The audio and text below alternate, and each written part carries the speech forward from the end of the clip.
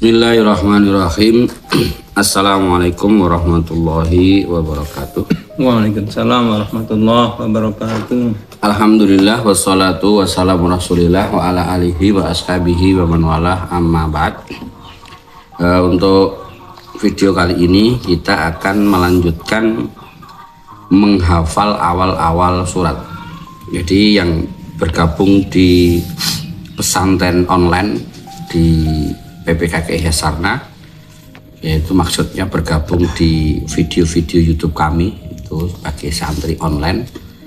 Jadi statusnya santri bisa mengikuti video demi video itu menghafal Al-Quran, membaca, kemudian sesuai dengan tahsin tajwid, dibahas nahwu shorof, kemudian makna dan sedikit tafsir itu bisa mengikuti di channel kami. Ya, bisa mengikuti di channel kami, jadi bisa menjadi santri online. Mudah-mudahan bisa sampai selesai Al-Quran. Nah, di metode kami membaca, menghafal Al-Quran, ya sekaligus memahami maknanya, tafsirnya itu berawal dari awal surat. Awal-awal surat dulu dihafal semuanya satu ayat. Boleh dua, semampunya, tiga juga boleh. Tapi satu lebih dianjurkan sehingga semua surat dihafalkan. Perlu diketahui kalau kita memulai dari awal surat itu menghafal 27 juz terasa menghafal 3 juz saja. Kenapa bisa seperti itu? Karena jumlah surat dalam Al-Quran itu ada 114 surat. Kalau dibagi itu dua, itu berarti setengahnya 57. 57 itu adalah surat Al-Hadid juz 27 surat terakhir. Berarti separuh sendiri sudah 27 juz kalau kita awal surat-surat. Sedangkan di surat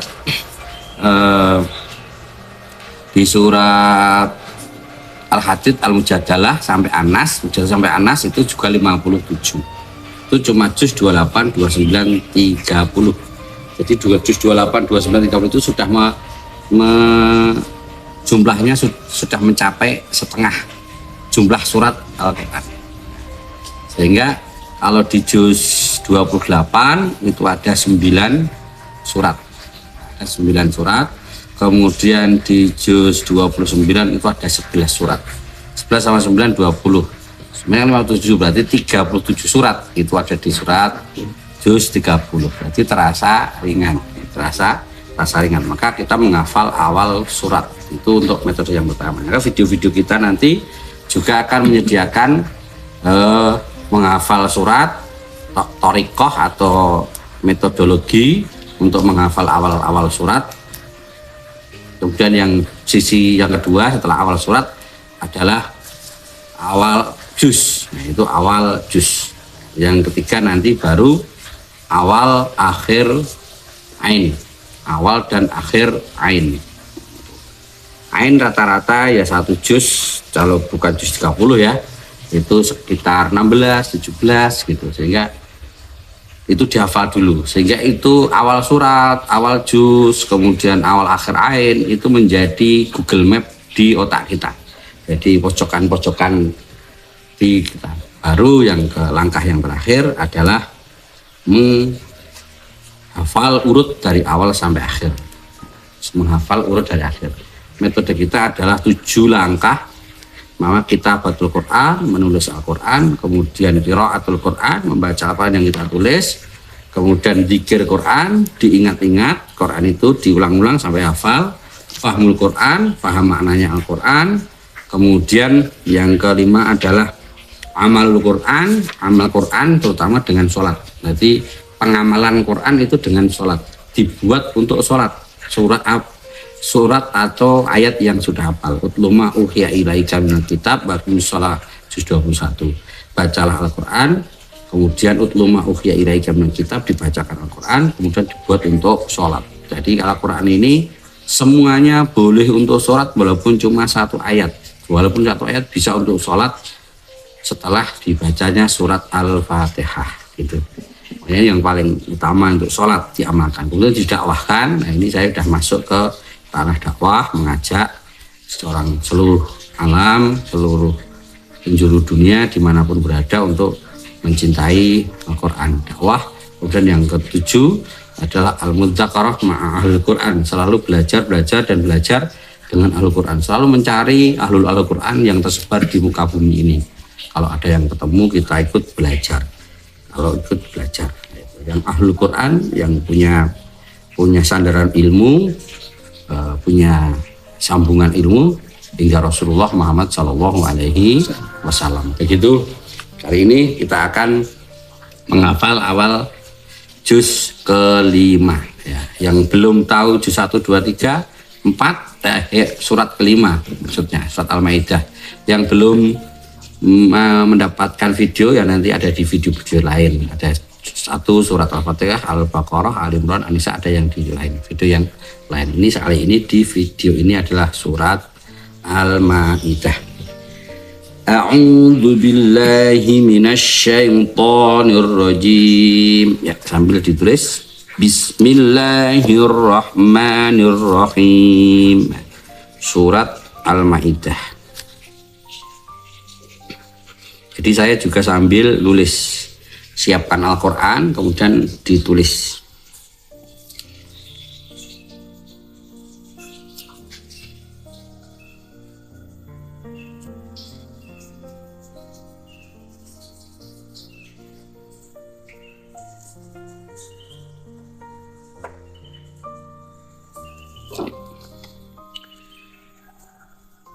Bismillah dengan menyebut nama Allah.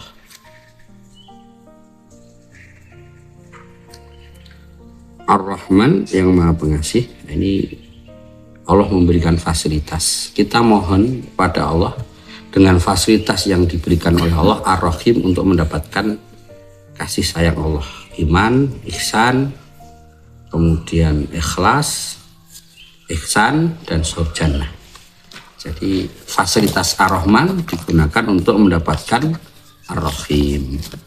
Jadi Allah memberikan fasilitas kita berupa yang tampak, harta, tahta, kemudian apapun yang diberikan yang tampak-tampak ini untuk mengejar Ar-Rahim. Bismillah, mudah-mudahan bisa.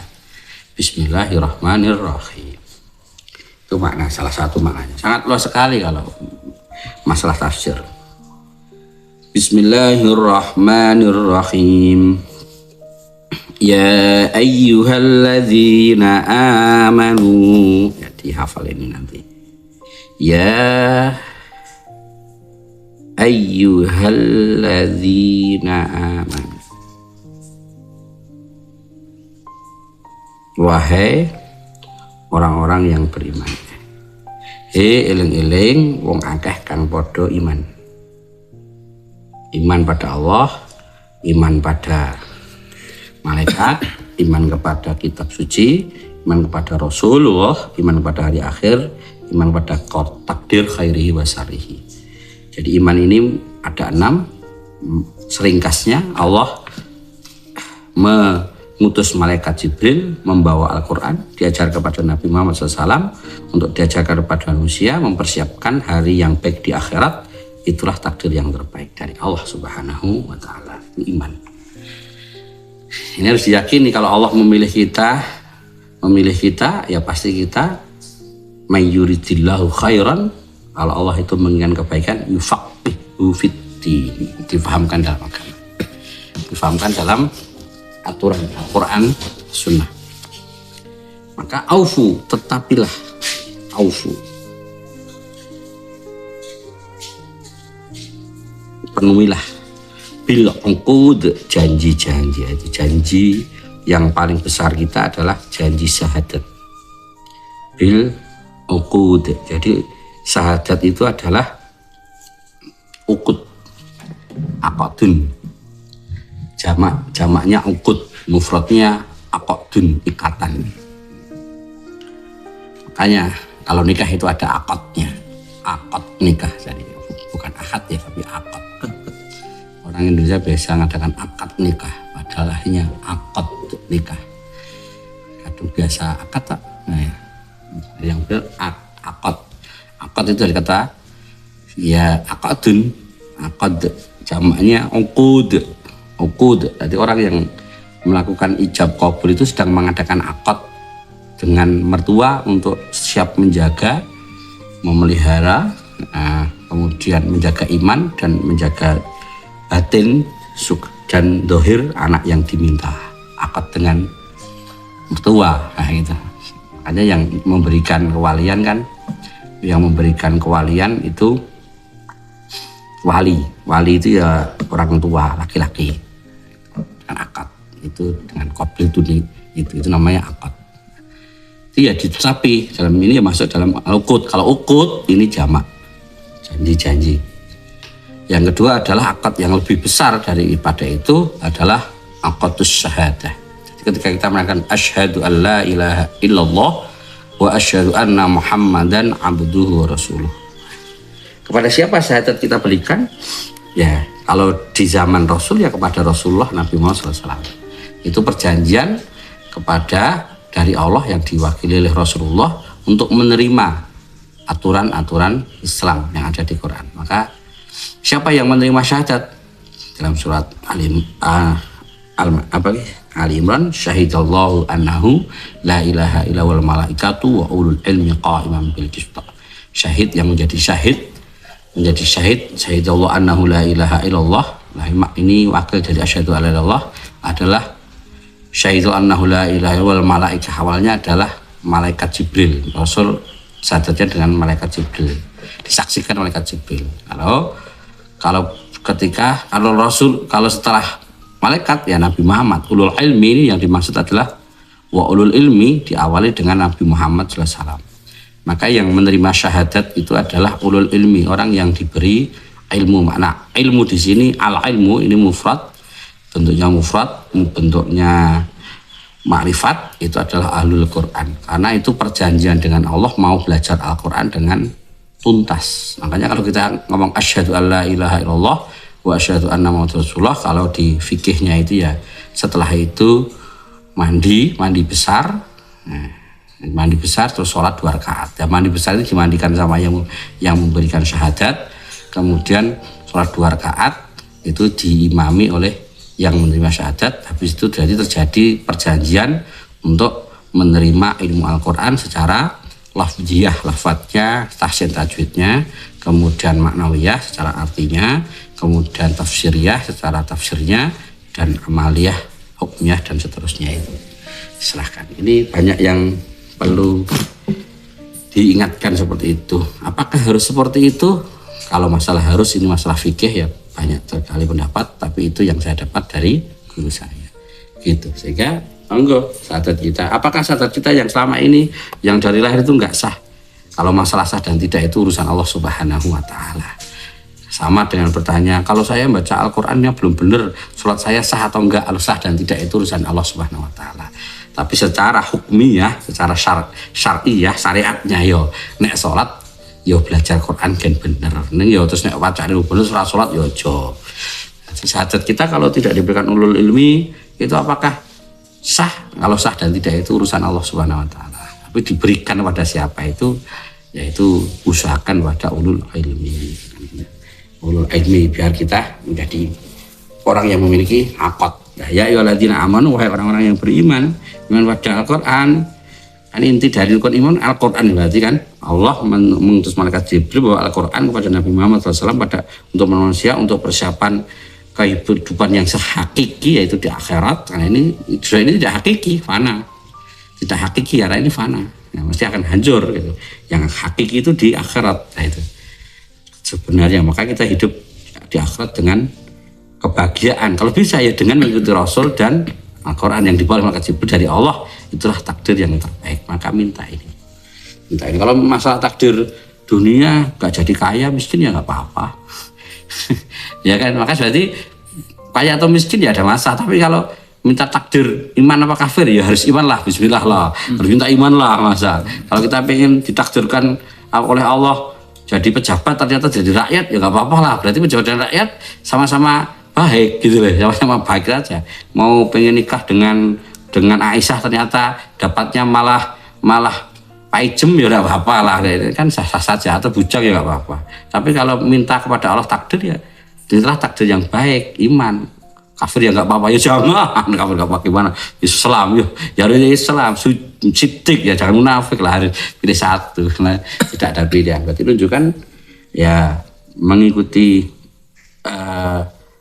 bersyahadat, mau syahadat, akhirnya mau sholat, akhirnya mau puasa, mau zakat, bahkan mau haji, ini dalam rangka melaksanakan akad syahadah.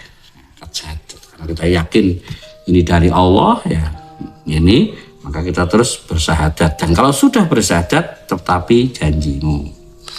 Tapi janjimu maknanya kalau syahadat, kalau akad nikah ada syariat bisa pisah sampai mati. Tapi kalau akad syahadat ya karena itu perjanjian dengan Allah ya nggak ada pisah. Kalau gurunya mati yang menerima syahadat ya nanti disambung guru yang lain yang masih hidup, atau dia meneruskan perjuangan gurunya, kayak Abu Bakar meneruskan menerima syahadat setelah meninggalnya Rasulullah Muhammad SAW. Setelah Abu Bakar meninggal diteruskan Umar, Utsman, dan terus menerus sebenarnya para ulama. Nah, dan asalkan punya ilmu Al-Quran dan punya sambungan yang jelas, bisa bertanggung jawab pada Allah Subhanahu wa taala, ya silahkan. Yang memberikan juga tahu, yang diberi juga tahu. Semua ada. Begitu ya, ditetapi janji itu sampai mati. Uhillat, dihalalkan,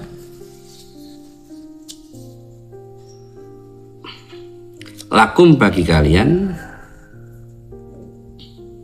Surat Al-Maidah ini banyak berisi tentang keharaman dan kehalalan dalam kehidupan duniawi, termasuk nanti banyak aturan sholat, aturan syariah dari Al-Maidah ini. Bahimatul an'am, dihalalkan bagi kalian bahimatul an'am, hewan ternak, tapi kerbau, kambing, unta, ini bisa dibuat untuk dimakan, dihalal, dijahat. Kalau sapi, kambing, kerbau, unta bisa juga untuk kurban. Illa ma yutla alaikum, illa kecuali yutla yang sudah dibacakan alaikum, atas kalian. Ini tambahan. Jadi hewan yang sudah diniatkan untuk korban atau hadyu itu kalau belum tiba saatnya ya jangan disembelih, jangan dimakan. Jadi ada hewan-hewan yang diperuntukkan untuk korban, untuk hadyu, kalau haji itu sebelum waktunya jangan dimakan, jadi tidak halal. Ini tambahan ila ma yutla alaikum ini kalau dalamnya, kalau istilahnya jumlah iftiradiyah, jumlah tambahan. Sebenarnya kalau secara ilmu fikih ya uglat lakum bahimatul an'am ghairu mukhillis sayti wa antum hurum, gitu. Nah, ditambah illa ma yutla alaikum ini tambahan nama jumlah iftiradiyah, istilah tambahan. Kayak berkata Rasulullah Sallallahu Alaihi Wasallamnya ini jumlah iftiradiyah, ini tambahan, tapi ya masuk dalam ayat, cuma kaidahnya para ulama. Ghairu mukhillis sayti, tidak boleh menghalalkan buruan. Sebenarnya berburu itu boleh. Jadi kalau kita mengingat tentang perburuan, dulu itu manusia itu sebenarnya nggak ada pemilikan hewan maupun lahan maupun tanaman, karena memang hewan, kemudian tanaman, kemudian tanah itu sudah ada sebelum manusia, kan itu sudah ada dulu. Nah, manusia yang datang ya kalau pengen ya ambil buah ke hutan, mau makan ya makan apa yang ada di hutan, mau berburu siapapun boleh berburu. Tanah berarti milik semuanya. Berjalannya waktu ya seperti ini, didaku-daku. Manusia semakin serakah, kadang wis tuku tapi gak diopeni, kan gitu, seperti itu, dipelihara sendiri akhirnya jadi kepemilikan. Nah, karena itu sudah berjalan seperti itu ya ada hukumnya akhirnya. Berarti kalau bahimatul an'am ini hewan ternak, ini berarti yang diternak kan memang.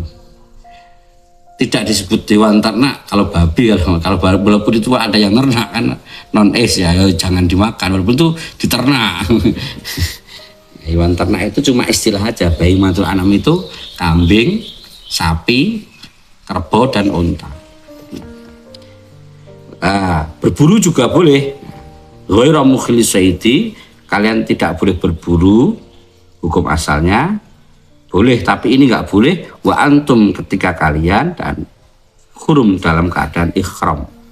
Hurum itu berpakaian ikhram untuk haji maupun umroh. Setelah itu niat labbaik Allahumma hajjan atau labbaik Allahumma umratan, berpakaian ikhram. Nah, itu selama berpakaian ikhram itu tidak boleh berburu. Tapi kalau tidak berpakaian ikhram boleh berburu. Tapi sekarang ya tetap tidak boleh. Di Arab sudah nggak boleh berburu. Kalau dulu ya boleh. Innallaha, sesungguhnya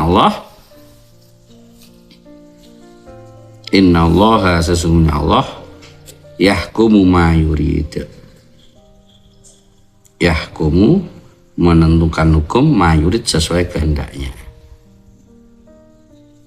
Bahasanya sesuai kebijakannya, bukan, jangan diartikan ma yurid sakarepe Allah, berarti Allah itu sak geleme dhewe ya. Sebenarnya ya Allah sak geleme dhewe boleh, sak geleme Allah ya boleh, wong Allah itu Tuhan. Kalau kita yang nggak boleh sak geleme dhewe ya gitu.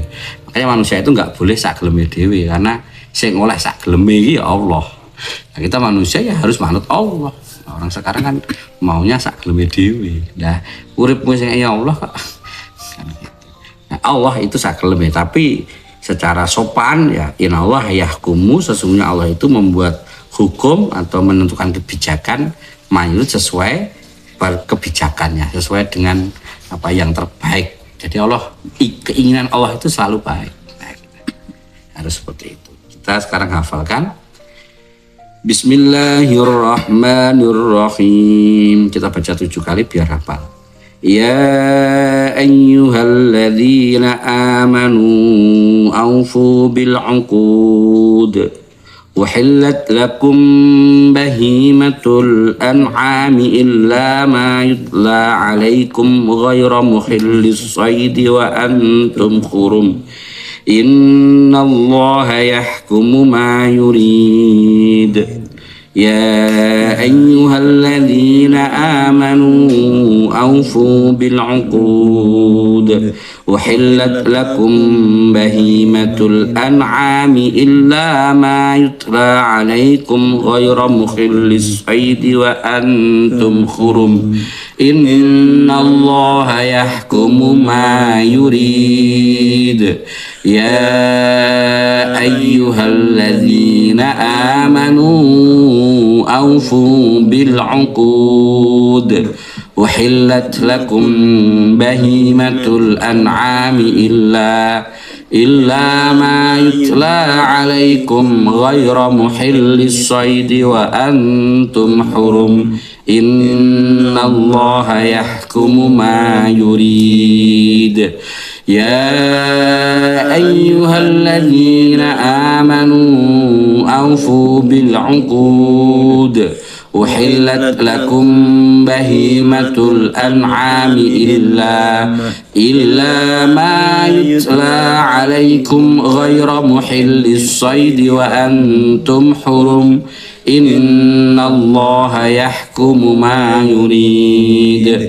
Ya ayyuhalladzina amanu awfu bil'uqud uhillat lakum bahimatul an'ami illa ma yutla alaikum ghayra muhillis saidi wa antum hurum innallaha yahkumu ma yurid. Ya أيها الذين آمنوا أوفوا بالعقود أحلت لكم بهيمة الأنعام إلا ما يتلى عليكم غير محل الصيد وأنتم حرم إن الله يحكم ما يريد يا أيها الذين آمنوا أوفوا بالعقود أحلت لكم بهيمة الأنعام إلا ما يتلى عليكم غير محل الصيد وأنتم حرم إن الله يحكم ما يريد. Ikuti, kalau sudah hafal dibuat sholat, kalau belum ya diulang-ulang sampai hafal terus dibuat sholat. Assalamualaikum warahmatullahi wabarakatuh. Waalaikumsalam warahmatullahi wabarakatuh.